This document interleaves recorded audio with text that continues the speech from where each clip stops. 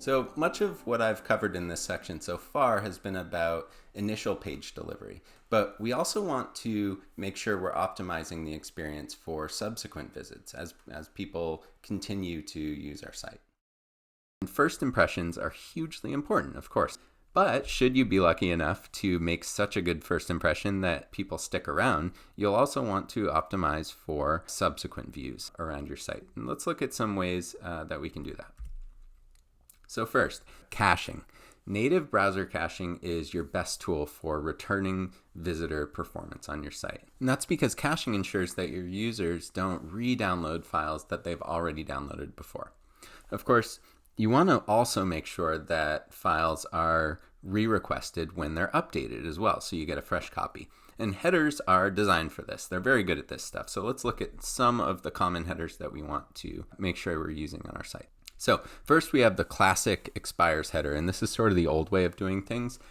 This is how we used to tell a browser how long to keep a file before re-downloading it. And it simply set a time or a date period of expiration for that file, and then once that date came, the browser would know to get a fresh copy of the file.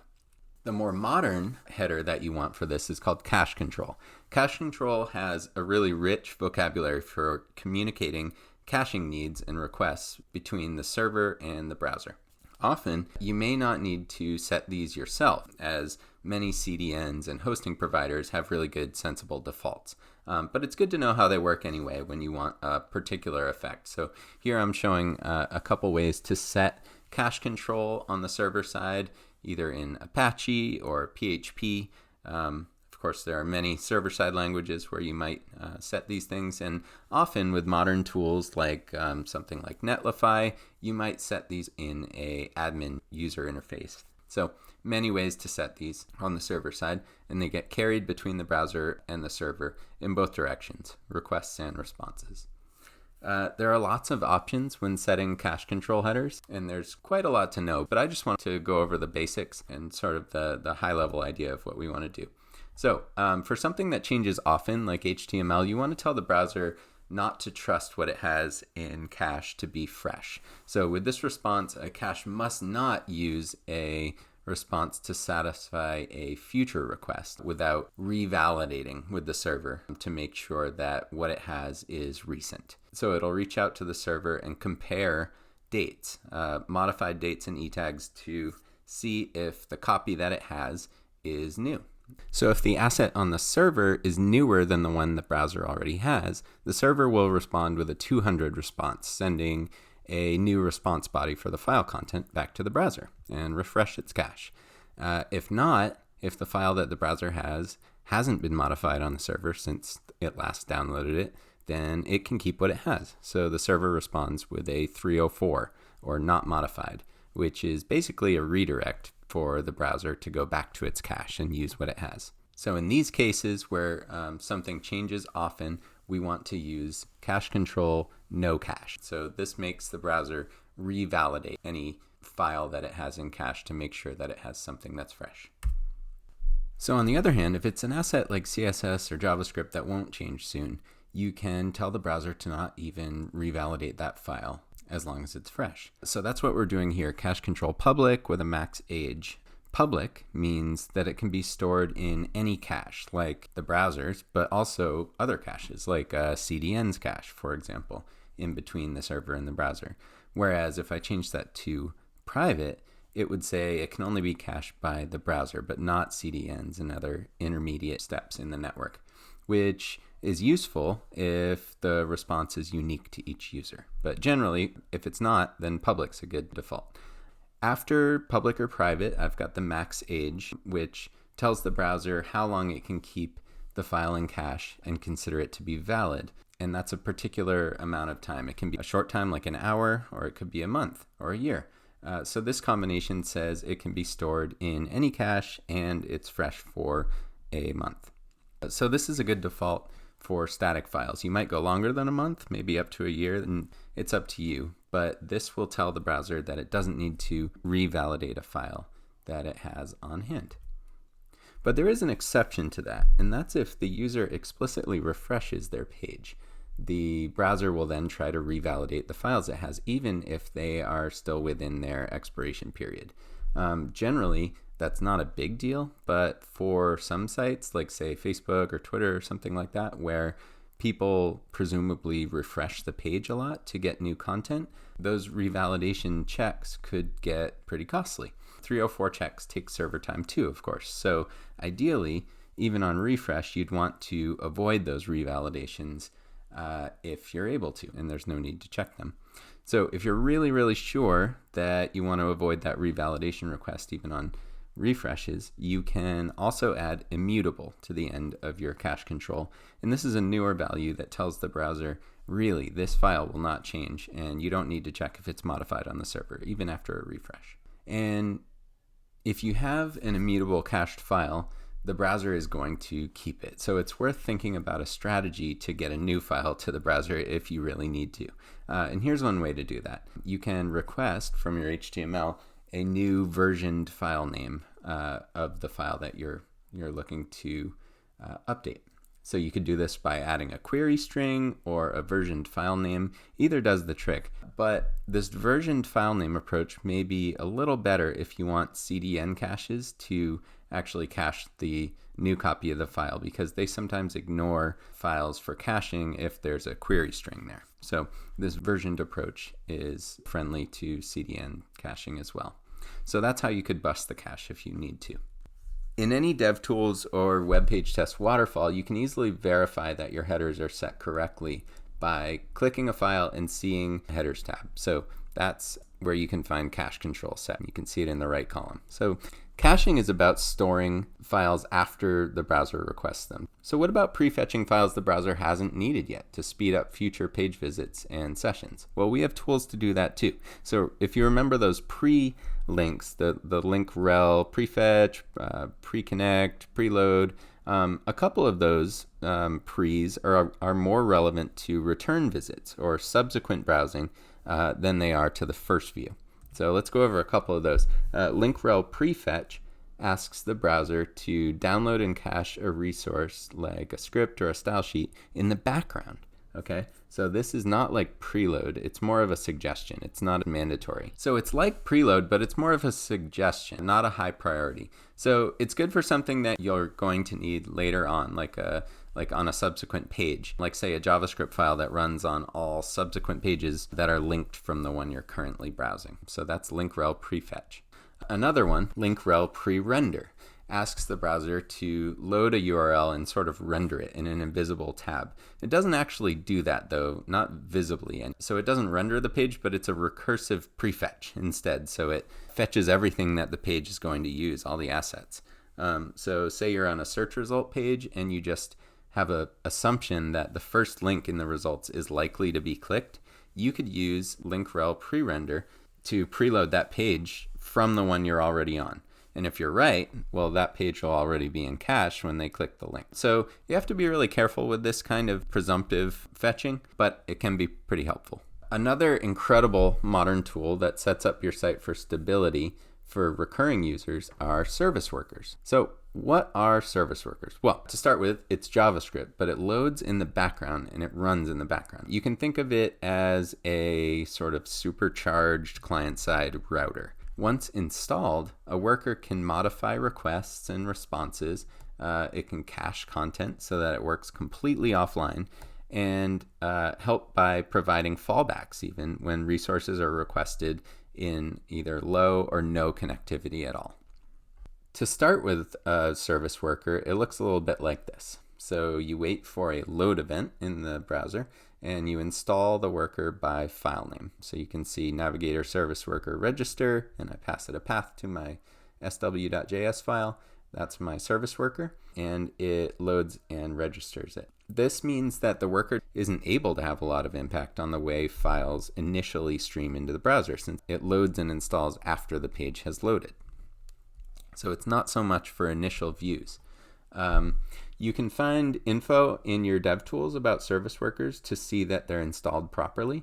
So in Chrome, it's in the Application tab, and you can see all sorts of information about when the service worker was installed and activated, and if it's running, and you can control it from there as well. Here I can see on Filament Group's website that its service worker is installed and running properly. Inside that worker file, you can do all sorts of interesting logic. You can start by, say, caching a bunch of specific files for completely offline use. And here I'm doing that in this example. You can write logic to handle types of requests in really complex ways, like favoring the network or local caches depending on the type of file you have. So a service worker gives you incredible power over caching and routing from the client side, which means better control when you have little server-side access as well. So this is really powerful tooling. So here's an example worker pattern. Here I'm listening for an event called fetch. When a browser fetches a file, it'll kick off a fetch event. And I'm choosing to respond with whatever I have in cache, if it's present, for that request before going to the network at all. So this is a lot like how an immutable cached asset might work, but it's more flexible. It's programmatic instead of just having a declarative header. You can also do the opposite. You could favor the network if it's available and always go to the network instead of a local cache, but still fall back to a local cache for a file if the network is down or not available for some reason. So combining these patterns gives you really great tools for taking a website entirely offline, or even if not entirely offline, to be really tolerant of network blips, like when your user goes into a tunnel with no cell service. Filament Group's site works offline like this, so you can go to it and shut off your Wi-Fi, and many of our top-level pages on our site will already be available in cache because they were prefetched by our service worker. But for pages that were not in cache, you'll get a fallback, as shown here. It still shows a custom page that gives you a little information about what you can do with the site, and that this page won't be available until you connect to the internet. So if you're this far along, you've got a service worker, and you're most of the way to having what's called a progressive web app. To complete the deal, you'll need a web app manifest file that describes some things about your app, like its name and the icons that it would use if someone were to save it to their home screen on their device, and whether it can run full screen or even standalone when saved to the home screen of a device. Like, does it actually need the browser Chrome at all with the back button and the forward button, or do you have all of that handled in your site's navigation? And for that manifest, to link it up in a relevant way to your site, you use this link rel manifest element. And you point it to your web app manifest.json file, and there you go. It'll add to your page. One neat thing about service workers is that they can manipulate requests as they leave the browser. And when you do that, you can manipulate things like headers, for example. When we talked about initial delivery, regardless of whether we were inlining a file or pushing a file from the server, we want to only do it once. Once files are in cache, we shouldn't be re-delivering them again on subsequent pages because that's wasteful, right?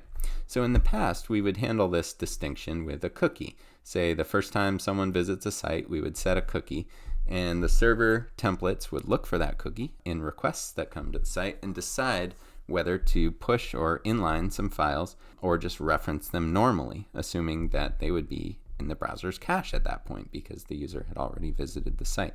And cookies do that all right, but lately I've been doing something that I think is much more powerful than cookies, using service workers. So like I said earlier, service workers can intercept outgoing requests from the browser and reconfigure things before they go to the server. And one of those things they can reconfigure are headers. So here's a big wall of code, and I'm sorry for that, but you don't have to pay attention to the whole thing. It's just a section of a service worker file that does this step that I'm talking about. It's intercepting requests for HTML files from the browser, and the green line here is where it's adding a custom header to all those files that go out to the server, and the header is called xcached, and it's set to a version number of my site's build.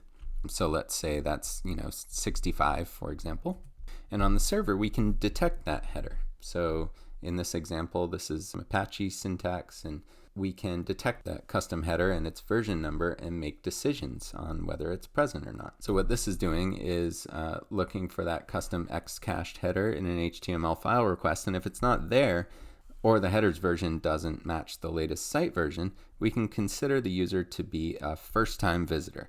So we can decide to server push some files that we know they'll need with their HTML. So this is a way to decide to push or not to push at all, because as we said early on, you certainly don't want to re-push anything that they already have in cache. And so far, that kind of looks like what we would do with cookies in the past. We would set a cookie that basically said if a user was a returning visitor or not, and just sort of make the assumption that they had files in cache if they were a returning visitor. But the reason that this is actually better with service workers and custom headers is because it can actually more accurately communicate that files really are in cache. So we're not making an assumption. The neat thing about service workers is it has to install. A service worker has to install before it starts doing any work.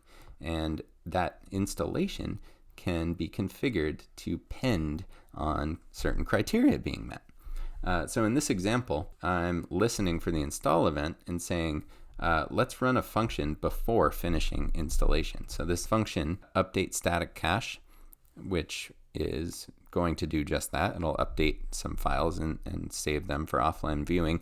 This function has to run before the install event finishes and the service worker actually starts working and setting custom headers and whatever it does. So just by the fact that the service worker is working and setting outgoing headers, we know that this step actually ran. So it's sort of a guarantee that if that X cached header shows up on the server, that the files are actually in cache. So that's really neat. It's a little more sophisticated than cookies could ever give us. And that idea is a lot to pack in. So if you're interested in trying it out, I've got an article that explains it line by line. It's called Tuning Performance for New and Old Friends. And you can find that on the Filament Group site as well as in the resources for this section. So I'll finish with one more service workers trick that I really like. This one deals with caching content that was delivered inline inside other files. Earlier, when we were talking about delivery and carrying what we need with us, we talked about push versus inlining. And a drawback to inlining was that it's really unfriendly to caching.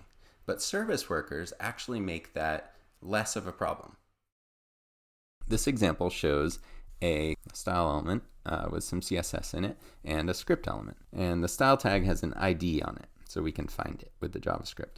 And first, the script gets the contents of that CSS, that style block, and it uses a new API called caches in JavaScript to store the text of that CSS in a local cache under a file name, site.css in this example. So I'm taking the contents of this and I'm throwing it into an actual file in cache in the browser. Now, if you've used service workers before, the caches API probably sounds familiar because you use it a lot throughout service workers, but caches is actually available in the browser window namespace as well. You don't have to be in a service worker to use caches. You can use it right here, right inside my HTML. So that was CSS that was inlined, and I'm putting it into a cache as a file. Now, if the site happened to have a service worker that looks to local caches before requesting a file from the network, then future pages of your site can reference site.css and they'll get it locally. So we actually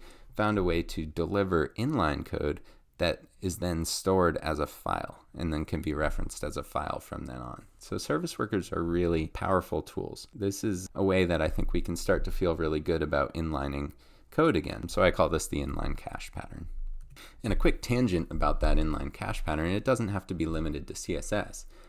It can work on any type of text file, like SVG, for example. So in this article on CSS tricks, Chris Coyer talked about how much he loves inlining SVG and all the benefits of doing that. And I totally agree. It's great for a lot of reasons. But he mentions that one downside is caching. Sending those inline SVG files with every HTML page is costly. It's a lot of redundancy that you're resending to the browser. It would be better if it was cached and reusable. So you could envision how this same inline cache pattern could work for SVG as well. So here I've got a div with the SVG inlined right in it.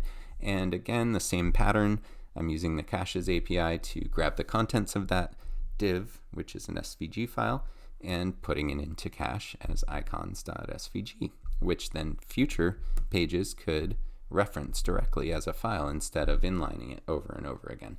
So suddenly inlining, again, can be used without all the usual drawbacks to caching. And I think the potential use cases for this pattern are pretty fun to think about. So I left a link in the resources to this article that describes the process in a little more detail. So you can check that out if you're interested. So we got through this section, making sites faster. And at this time, I want to say that the patterns I've included here can really go a long way to set us up for great performance. But we can't just stop at the setup. Performance is really the most difficult when it's the daily defense of the things that we've built. And that brings me to a sort of sad observation, which is it's easier to make a fast website than it is to keep a website fast. Increasingly, I find that's because an increasing number of people on a team can impact a site's speed with changes to the many aspects of the service that they can make. It's not just developers. Everyone on our team needs to be on board with the changes that they make to a site and how they impact performance. So that's a really increasingly difficult challenge. All right, that's pretty much it with this section. We have covered a lot. We went through all of the metrics that we defined early on and talked about ways to speed them up. And I think at this point you can consider yourself pretty adept when it comes to optimizing a page so that it's delivered quickly and resiliently.